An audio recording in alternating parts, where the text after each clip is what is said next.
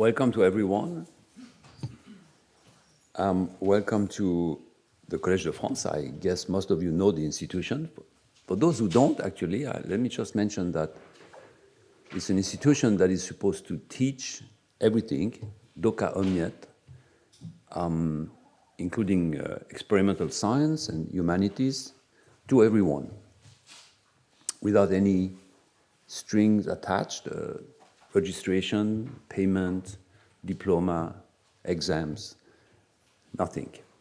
And that's the reason why we have a very diverse public, and I'd like to wish you all a warm welcome. As part of this teaching, we organize an annual symposium, and that's the reason why we're here today. And before we start, I really would like to thank the technical team. I do it upfront because I know that they're going to be very efficient as usual. And I also like to thank Séverine Frima, who actually did organize everything on the logistic aspect. Now, of course, I'll thank the speakers for coming to Paris. It's a real great lineup of speakers, especially on the science in the making, which is, as you know, the motto of Collège de France. Okay, this is what is happening today, in fact, in research. I will remind them that if possible, they should stick to 35, 40 minutes. I will ring the Alpine bell after 35 minutes, just to warn you that you still have a few minutes to wrap up and make some conclusions. And one important thing, please don't interrupt the speakers during the talk asking questions, because there is a video captation. Because as for everything that is occurring at the Collège de France, it will be put on the internet, on the website. So we cannot afford to have interruption questions. There's going to be plenty of time if you have questions at the end of the talk. And of course, you all are welcome to the coffee break, where you can meet the speakers and have discussions if you like.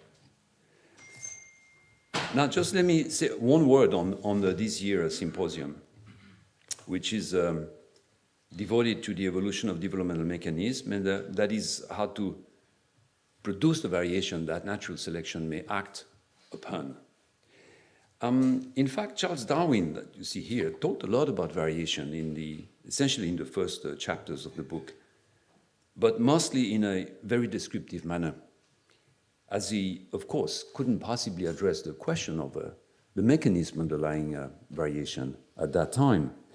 And in fact, he barely talks about the embryo in the origin, only in chapter 14, I think, on the 6th edition, where he mostly refers to them as a sort of an illustration of the common origin of species within a given taxon, very much inspired by, the German school of anatomy, Carl von Baer and so on. It really is Thomas Huxley, many, many years after the publication of The Origin, who called for a theory of development to complement the theory of change, as he said, the theory of natural selection. In other words, a theory of variation. And actually, despite everything that we know today on the changes occurring at the DNA level and the changes occurring at the phenotypic level, on the form, we still are unable to link these two types of variation. And this is actually the topic of this symposium, to try to see how possible it is to link these two types of changes.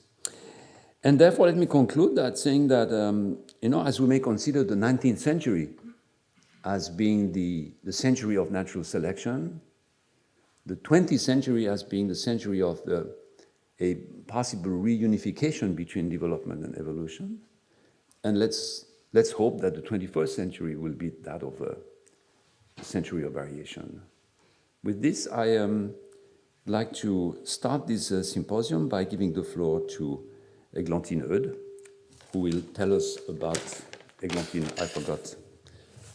about developmental evolution origin of the tetrapod neck. Églantine comes from Lyon.